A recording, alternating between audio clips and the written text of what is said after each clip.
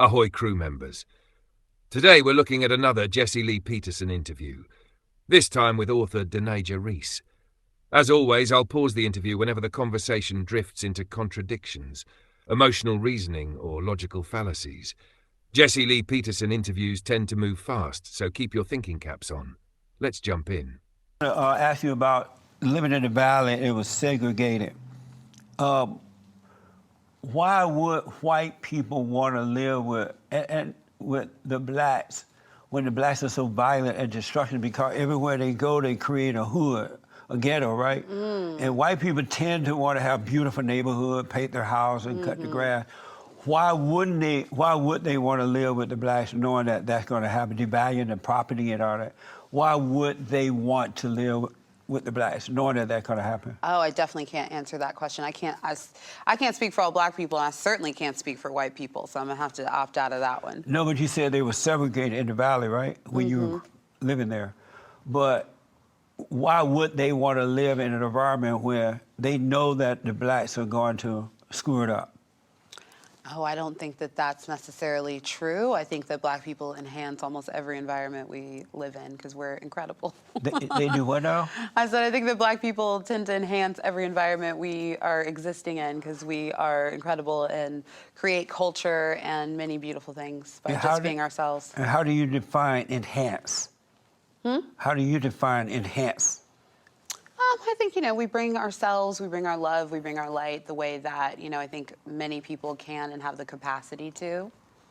And so you don't see the mess that they bring with them, like crime, and they don't really take care of themselves, their neighborhoods very well. Do you see that happening? I can't really speak to that. I don't know that that's something I feel necessarily comfortable to offer any sort of perspective on. And why is that? I just don't feel comfortable doing that. But that's what love is to be honest about it so the blacks can get better. That's interesting. You agree with that? That's what your book is all about. You're trying to help them, right? That's not what my book is about. My book is about my experience navigating grief and trauma. It's a very personal memoir. It's my story. I am not an expert on anything except my journey, and that was what my book is about. That is what my book and my film, actually, which is available on YouTube. It's Don't Hurt Yourself. It's same title as the book. But isn't the intent is to help? The intent is to share my story, and I hope that people... White people don't want to be around them. Maybe they would, as individuals, take a look at themselves and go, right, you're right about that. Everywhere we move, we bring a mess with us. Nobody want to be around us like that. Then it'll start getting better because they have a knowledge within themselves, the blacks, that they're wrong, and white people don't want to be around them because of that, right? When they start working on themselves, if you told them the truth about it, that it's them and not the whites. I don't agree with that. But again, this is your show and that's your perspective. But I and don't. Why agree don't with you that. agree with that? There's a few different things in there that just don't resonate with me and how I feel, but ultimately, like what, for an example? That's not what my book is about. So I'm not going to offer any sort of expertise or opinion on that. I think but you that's lived how you through feel, all this. You know about this. I don't. Again, I've lived through grief. I've lived through trauma. I've had issues with addiction. I've lived through a number of things. Yeah, I want to ask you about that, but let me ask you about that. Let me ask this one other thing you said. You said that you mentioned black and brown. Are you referring to the Mexicans? I am referring to people who have brown skin, who don't identify as black, which is a very wide range of people. All right here we're running into a definition problem, and that's always a red flag in debates. Earlier she said black people enhance environments, but when Jesse presses her to define enhance, the answer becomes things like love, light, and authenticity. Now that sounds nice, but those aren't measurable claims. They're vague emotional descriptors. When someone makes a claim about improving communities, the obvious follow-up is what evidence shows improvement? Crime rates? Education? Economic mobility? But instead of addressing those metrics, the conversation shifts into abstract language. That's a classic motivation fallacy, assuming good intentions automatically equal good outcomes. Nice sentiment, but not really an argument. You know that Mexicans don't like blacks. They don't want to be around them either. Really? Where does it say that? Everywhere. I interviewed them over in South Central Los Angeles. There's a battle going on between the blacks and the Mexicans. because the Mexicans say that the blacks are too violent, they complain, they mess up the hood. Oh, wow. And so why do the blacks involved, when they're talking about the black issue, they always say black and brown, black and brown. When the Mexicans are like, oh, don't put us in there. Most people don't like black people now because they're always complaining and so violent. Have you interviewed most people? A lot. You've interviewed a lot of people? What's your focus group like? What are the numbers? Of all races, and they all say the same thing. Oh, wow, that's interesting. You don't see that blacks and Mexicans don't like each other? I definitely would not say that. Again, I haven't done the extensive interviewing and research that you have, so I can't really speak to that. Really? So you don't see it or anything? Do you have to be an expert to see reality? I think reality is definitely subjective. I think everyone's reality is different. But do you have to be an expert to see reality? Again, I think you can be an expert on your own reality, which I definitely am. I think I'm for sure an expert on my own experience in life, yeah. But you don't have to be an expert to see reality, right? Again, everyone's reality is subjective. So your reality and my reality are very different. No, that's not what I asked. Do you have to be an expert to see reality? Again, everyone's reality is different. Amazing. So you don't Isn't that necessarily... amazing? And so you ended up becoming addicted to drugs and things, right? I had issues with addiction, yes. And what brought that on? What was the reason? It was a for way that? of dealing with, well, rather not dealing with my grief. It was a way to sort of escape, having to actually sit down with myself and heal, which is what I later did, and that's what helped me overcome those issues when I was finally ready to get to a place and really deal with my grief head on instead of running away from it, which was a lot of what the issues with addiction were coming from, yeah. Yeah, people do use drugs as a means of escaping. Yes, they do. It's hard to look at themselves and take the pain and overcome. I do agree with that. But I'm telling you, that's the same thing that would happen with the blacks if they looked at themselves and stopped blaming white people or anyone. They will get better, but they got to become individuals, stop identifying with color, the black, they're into the black thing. So you don't identify as black? No. What do you identify as? I am black as the ace of spades, right? Right. But... Is that a term from Alabama? I never heard that. Black as the ace of spades, yeah. But that's not who I am. I'm not my mind, I'm not my body, I'm not emotions. Have you noticed that thoughts and emotions are evil?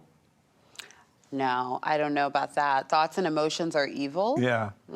I don't subscribe to that, for sure. And why not? Again, I don't really subscribe to the idea of evil, so I wouldn't necessarily put that, aligned with thoughts and emotions. And where do you create your own thoughts? No. Oh, my God, I wish I did. Where do they come from? I think they come from a lot of places, I think our thoughts are influenced by many things. I work in marketing and advertising and all of that, and a lot of the work that we do is influencing people's thoughts, The thoughts, when you have painful thoughts, where do they come from? I often think they come from pain, but the thing about painful thoughts, and I talk about this a lot in my book, is that you can reject them. You can say, I am not going to let this pain control me. Yes, I think this, and maybe in some ways it's true, but I'm going to choose to believe something differently. I speak a lot about positive affirmations, meditation, and really training your thoughts towards positivity. So you really don't, and I know it may be a little hard for you to talk about because, on TV, but you don't see that the blacks' problems are their own problems and no one else. It starts in the home because most black men and women, boys and girls, resent their mothers. The mothers turn them away from their fathers, and they become like what they hate. They take on the same evil spirit that's in their mother. I don't believe that. You think that black mothers are evil? To the core. Oh, wow. Because that's where all the anger comes from. It started with the mother. She imposed her will on the kids. That's a lot of hurt and pain. What was your relationship with your mother like? Let me just tell you this. The mother turned the children away from the father and recreated the children her image, and then she played victim. Did your mother do that? Let me just finish this. Okay. She played victim and pretend the father was the victimizer when it's really her, so the kids identify with the mother and turn away from the father and catch hell. It's in the home, but they're blaming the whites when it really starts in the home because the father's been screwed up by their mothers and they have not overcome their mothers, and they end up marrying women just like mama. and they can't deal with them. And then you go into the world, and the people who want to control you, like the so-called civil rights leaders and the experts, they tell you that it's racism, it's this, it's that, when it's really just hate that of the mother. That's why you have to forgive the mother so you can be better. Oh, I'm sorry. I'm sorry. I touched the mic. You know what I mean? That's a lot of pain you must have gone through in your life. I can't imagine whatever happened with you and your mother or whatever you've witnessed or seen. You know, I'm very sorry. Now here we've entered the reality is subjective territory. This is a philosophical escape hatch that pops up in debates when the facts start getting uncomfortable. If reality is purely subjective, if everyone just has their own truth, then debate itself becomes pointless. Because if there's no shared reality, then no claim can ever be wrong. But notice something interesting. People who say reality is subjective will still argue that their view of reality should guide policy or social change. That's a contradiction.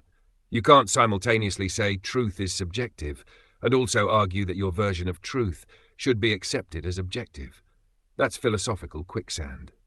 That the anger of the kids is that of the mother? That's what black people are mad about.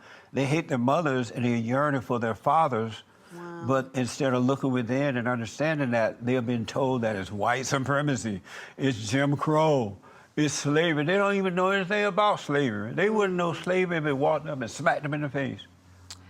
Well, I think it's very interesting that you mentioned slavery in a conversation with, Black motherhood, because Black mothers are the only reason that Black people were able to overcome and get through slavery so that That's you and I true. could be here. No, totally not. And here at the end we see a classic causation argument collide with a moral defense. Jesse claims problems in Black communities stem from family structure and maternal influence. She responds by defending Black mothers historically, saying they were essential to survival through slavery and hardship. Now, those two things aren't actually addressing the same question. One argument is about present-day social outcomes. The response is about historical resilience and moral virtue. But demonstrating that someone is admirable or strong doesn't automatically disprove a causal claim about social conditions. That's what's called a redirection fallacy. Instead of challenging the premise directly, the conversation moves to defending character. Two different arguments crossing paths. Well, that was a lively one. A lot of big claims, a lot of emotional language, but not always a lot of clear definitions or evidence. And that's why these Jesse Lee Peterson interviews are interesting. When someone keeps asking simple questions, the logic tends to reveal itself. If you enjoy breaking down arguments like this, hit subscribe, drop your thoughts in the comments, and I'll see you in the next one. Take care.